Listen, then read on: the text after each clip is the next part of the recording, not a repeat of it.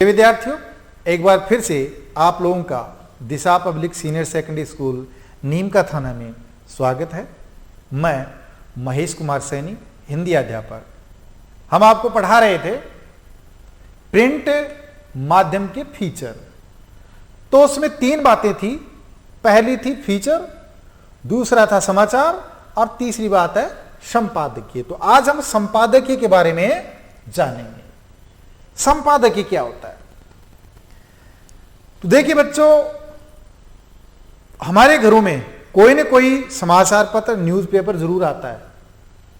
हम उसको पढ़ते हैं, परंतु कुछ पृष्ठ ऐसे होते हैं जहां पर हम नजर ही नहीं डालते, पढ़ते ही नहीं है। हमने मेन पृष्ठ पढ़ा या फिर खेल पृष्ठ पढ़ लिया, उसके बाद हम अखबार को रख देते हैं। उसके बाद हमारे लिए वो अखबार रद्दी हो गया है। परंतु ऐसा नहीं है। अखबार के मध्य पृष्ठों में आप जब जाएंगे तो आप पाएंगे कि वहां पर ऊपर एक हेडिंग लगी होगी, संपादकीय पृष्ठ। क्या लिखा होगा? संपादकीय पृष्ठ। यानी वो जो पन्ना है वो इन संपादकीय लेख के लिए ही होता है। ठीक है, तो हम बात करते हैं सबसे पहले कि संपादकीय शब्द क्या है। तो देखो बच्चे लोग, किसी भी अखबार का संचालनकर्ता जो होता है वो कहलाता है संपादक। क्या कहलाता है? संपादक। वो जो संपादक होता है वो अपनी तरफ से कोई लेख लिखता है और उसको अखबार में प्रकाशित करता है। तो उस प्रकाशित लेख को क्या कहेंगे हम? संपादकीय कहेंगे। सीधा सा अर्थ है कि संपादक के द्वारा लिखा गया लेख ही संपादकीय होता है। ठीक है, हम इसको यूं भी परिभाषित करते हैं, किसी समाचार पत्र के संपादक द्वारा किसी समस्या या मुद्दे को लेकर लिखा गया लेख संपादकीय कहलाता है। क्या बताया?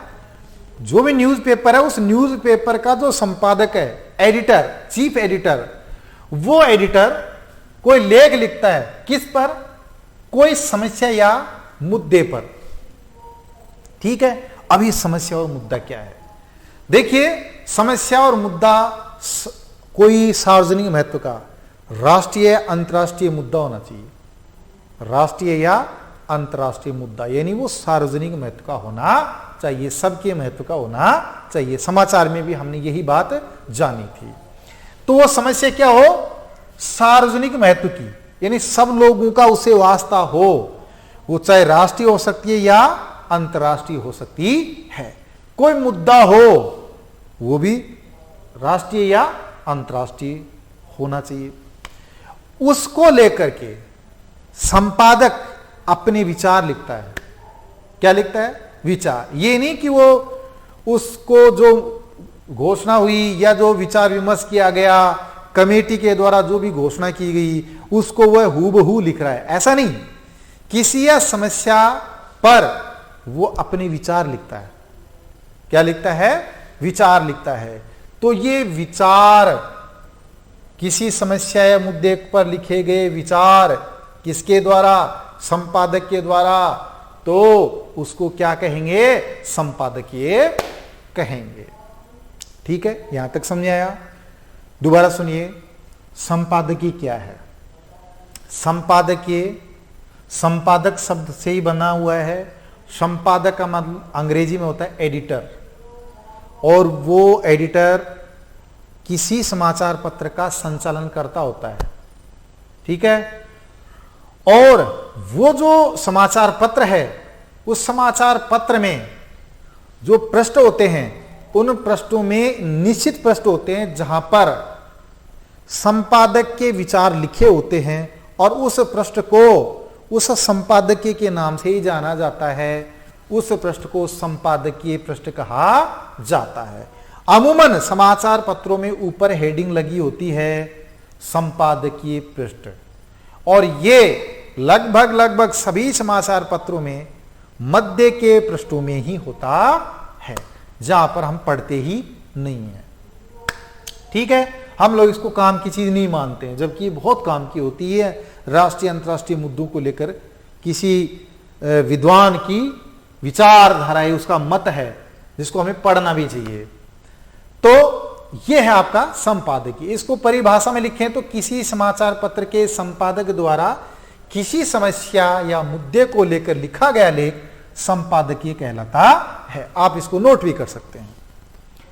अब हम बात करते हैं कि यह संपादकीय जो होता है, इसको लिखा जाता है तो माइंड में कितनी बातें होती है, यह लिखने का कार्य किस प्रकार से होता है और ये कितने प्रकार का होता है। तो जब कोई संपादक किसी लेख को लिखता है तो उसके दिमाग में दो तरह के विचार होते हैं और उसको कैसे लिखता है। संपादकीय लेखन कार्य के दो रूप, यानी संपादक को लिखा जाने का जो कार्य है ये दो रूपों में होता है। संपादकीय को लिखने का कार्य दो रूपों में होता था। लिखने के दो रूप है।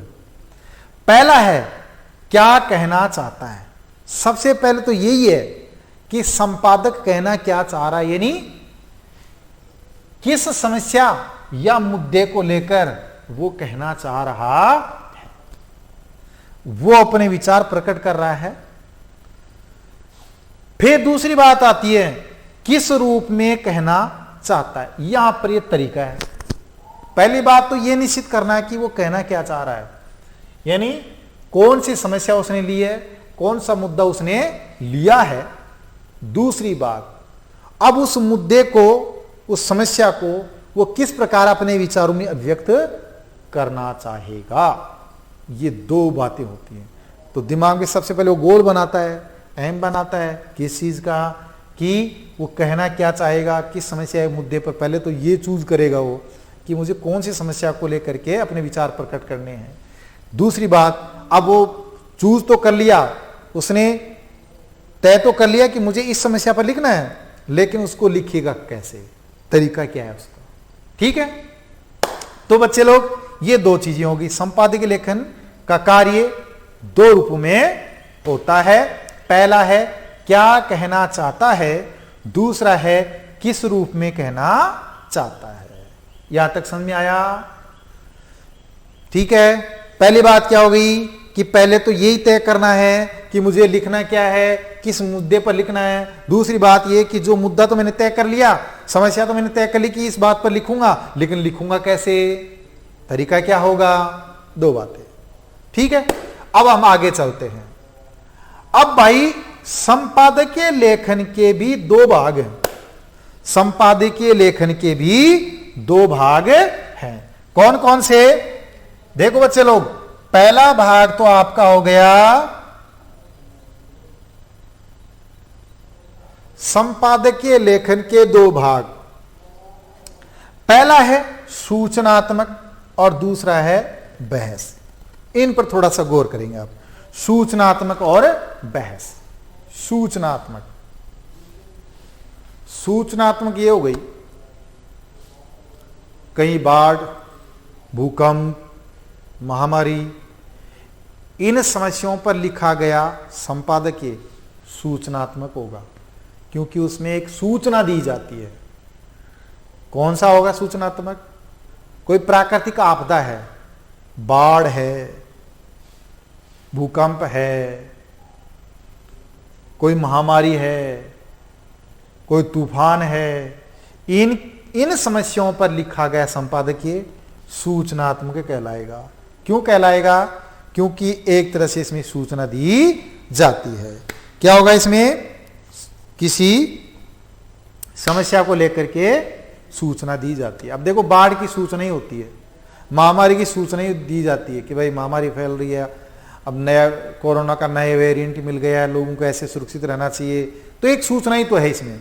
बाढ़ आ रही है, भूकंप आ रहा है, या तूफान आ रहा है कि समुद्र में तूफान आ रहा है, उसकी स्पीड ये है, तो ये एक तरह की सूचना है। तो संपादकीय के दो भाग हैं, संपादकीय के दो रूप हैं। पहला रूप क्या होगा? सूचनात्मक, और दूसरा होगा बहस। अब ये फिर से आपके एक में एक हो गया।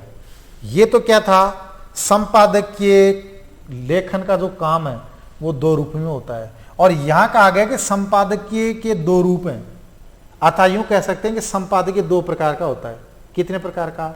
दो प्रकार का। और यहां क्या बताया गया कि संपादकीय लेखन के लिए दो बातें जरूरी हैं, दो बातें जरूरी हैं। पहले तय कर लेनी है कि मुझे क्या लिखना है, मुझे क्या लिखना है, किस विषय पर लिखना है।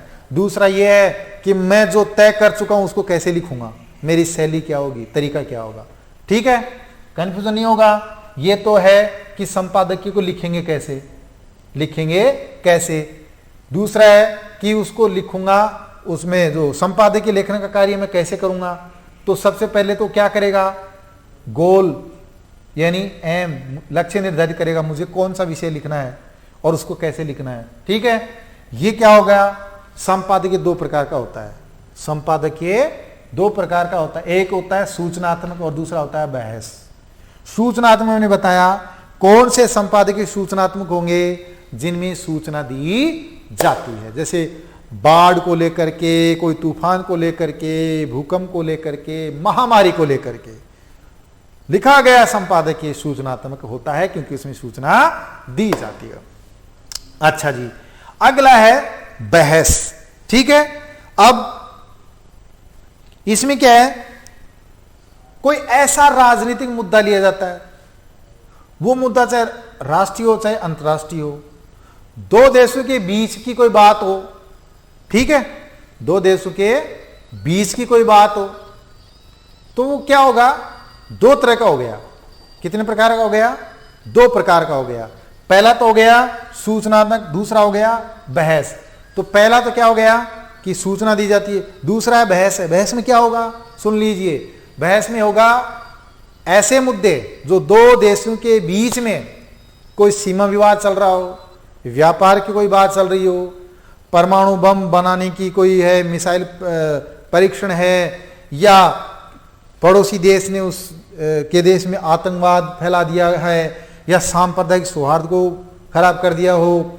तो ऐसे मुद्दे जो अंतर्राष्ट्रीय स्तर पर चले जाते हैं या दो देशों के बीच में आ जाते हैं, या फिर कोई राजनीतिक मुद्दा, राजनीतिक पार्टी को लेकर के कोई विचारधारा है, या सरकार पर लगाए कोई आक्षेप हैं, उनके ऊपर पक्ष और विपक्ष दोनों के बीच में हुई बहस के आधार पर, पक्ष और विपक्ष के बीच में हुई बहस के आधार पर संपादक अपने विचार लिखता है। ये दोनों की बहस को नहीं छापता वहां, वो दोनों की बहस को सुनता है और उसके बाद अपने विचार प्रकट करता है, यानी उसका मूल्यांकन कर देता है, कौन सी बात सही है और कौन सी गलत है, कहां तक ये बात सही थी और कहां तक ये बात सही नहीं है। ठीक है, अब हम आजकल देखो नए नए मुद्दे आ रहे हैं, आतंकवाद का मुद्दा है। ठीक है, या फिर आजकल एक नया कानून बनने जा रहा है जनसंख्या नियंत्रण का, तो इसमें बीजेपी जनसंख्या नियंत्रण वाला कोई मुद्दा लेकर आ रही है, और विपक्ष पार्टियां, कुछ ऐसी पार्टियां खास तौर से जो मुस्लिम जो पार्टियां हैं, वे पार्टियां इसका विरोध कर रही हैं, तो वे अपना पक्ष प्रस्तुत कर रही हैं इसमें। तो ऐसे में वो उस मुद्दे को लेकर के जो बात की गई है वो क्या हो गई, वो क्या हो गई, फिर बहस हो गई। अब क्या करेगा संपादक क्या करेगा इसमें, इस मुद्दे को लेकर के अपने विचार प्रकट करेगा। इसमें अपने मन में ही वो दो पक्ष रख लेगा, दोनों बातें समझाते हुए आगे लिखता रहेगा। ठीक है, तो ये बात यहां तक आ गई, सूचनात्मक हो गई, सूचना देने वाले, जैसे भूकंप, बाढ़, प्राकृतिक आपदा संबंधी बहस है, ऐसे कोई मुद्दे जिन पर पक्ष और विपक्ष के बीच में कोई तकरार है, बहस है या बहस होनी चाहिए, उन चीजों को लेकर के संपादक अपने मन में पक्ष और विपक्ष तय करके, यानी सही है तो जहां तक सही है उसको सही बताएगा, जहां तक गलत है उसको गलत बताएगा, मतलब तुलनात्मक विचारधारा प्रकट करेगा। अच्छा जी, अब बात करते हैं कि संपादकीय जो लिखा जाता है उसको कैसे लिखा जाए, कौन सा संपादकीय श्रेष्ठ होगा, बेस्ट संपादकीय किसे कहा जाए। तो बच्चे लोग एक चीज का ध्यान रखना कि पत्रकारिता के एक बहुत बड़े विद्वान हुए हैं जिनका नाम है पुलित्जर। क्या नाम है? पुलित्जर। बहुत बड़े पत्रकार हुए हैं पुलित्जर। तो पत्रकारिता के क्षेत्र में सबसे बड़ा पुरस्कार भी जो दिया जाता है वो पुलित्जर पुरस्कार है। कौन सा पुरस्कार है? पुलित्जर। हाल ही में एनडीटीवी के जो रवीश कुमार हैं उनको ये पुरस्कार मिला है। ठीक है, तो पत्रकारिता में ये पुरस्कार दिया जाता है। पुलित्जर बहुत बड़े पत्रकार, महान पत्रकार हुए थे। तो उन्होंने कहा था, उनके अनुसार संपादकीय में क्या क्या खूबी होनी चाहिए। देखिए, संक्षेप, सीधापन और शैली। क्या बताया? संक्षेप, सीधापन और शैली। तो संक्षेप यानी शॉर्ट होना चाहिए, ये नहीं आप उसको विस्तार से लिखे जा रहे हो। अगर विस्तार से लिखोगे तो पढ़ने वाला ऊब जाएगा, नीरस हो जाएगा। तो नीरस हो गया तो वो पढ़ने वाला जो पाठक है वो ऊब जाएगा। तो ऐसा हो शॉर्ट एंड स्वीट, जिसको हम कह सकते हैं, संक्षेप में होना चाहिए। सीधापन, उसकी भाषा ऐसी होनी चाहिए कि साधारण पाठक के भी समझ में आ जाए। आप उच्च भाषा को प्रदर्शित करोगे, यानी ऐसे शब्दों को प्रयोग करोगे जो विद्वान लोगों के समझ में आए, तो आप साधारण सा पाठक जो होगा, अखबार को तो सभी प्रकार के लोग पढ़ते हैं, एक जो साक्षर व्यक्ति भी अखबार को पढ़ता है, तो उसकी भाषा कैसी हो कि वो जो साक्षर आदमी है ना, जो केवल पढ़ना लिखना ही जाता थोड़ा बहुत, उसके भी ये संपादकीय समझ में आ जाए। तीसरा शैली। शैली का मतलब होता है तरीका। वो उस संपादकीय को किस तरीके से लिखता है, वो शैली उसकी ऐसी हो कि पाठक को आकर्षित कर ले, उसके मन में रम जाए वो बात। शैली कैसी हो? आकर्षक, प्रभावशाली, ताकि पाठक को वो अपनी ओर खींच ले। ठीक है, तो इस प्रकार ये संपादकीय है। अच्छा, संपादकीय जो होता है वो एक तरह से समाचार की आत्मा कहलाता है। समाचार की आत्मा कहलाता है। इसके बारे में कथन है कि संपादकीय समाचार पत्र की आत्मा होती है। यह आत्मा क्यों कहा गया है ये भी सुन लो। देखिए, संपादकीय की भी किसी भी समाचार पत्र की आवाज होती है। किसी भी समाचार पत्र की आवाज होती है। इसको यूं समझिए आप, जैसे आपके परिवार के मुखिया ने, आपके परिवार के मुखिया ने किसी वचन प्रतिबद्धता दिखा दी कि भाई हम इस अनाथालय के लिए 10 बीघा जमीन देते हैं। तो वो जो मुखिया ने जो घोषणा की ना, वो घोषणा क्या हो गई? वो आपके एक पर्सनल मुखिया की बात नहीं हुई, वो पूरा परिवार आ गया कि उस परिवार ने ये जमीन दान में दी। आप इसको यूं भी समझ सकते हैं, जैसे